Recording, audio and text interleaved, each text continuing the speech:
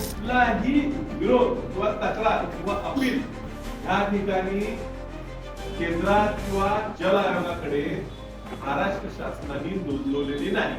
आपल्या राज्याने नेमलेली समिती कबूलच करत नाहीये की अलमट्टी धरणामुळे आपल्या शहरात बुडतात, आपल्या राहणं बुडतात. आणि मग तुम्ही केंद्राला जाऊन काय सांगणार आहे? म्हणजे मी दिल्ली बोलून सांगतो शेवटी राज्यात हे बघणार.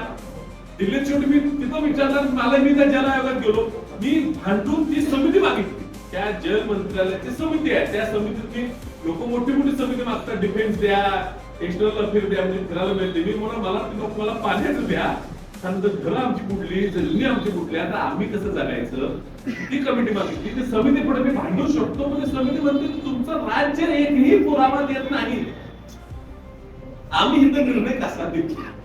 आणि म्हणून आम्ही पहिला काय म्हणतो की राज्य तक्रार करत, पुरावे देत नाही, समित्या नेमके त्याचे रिपोर्ट क्लिअर करत नाही.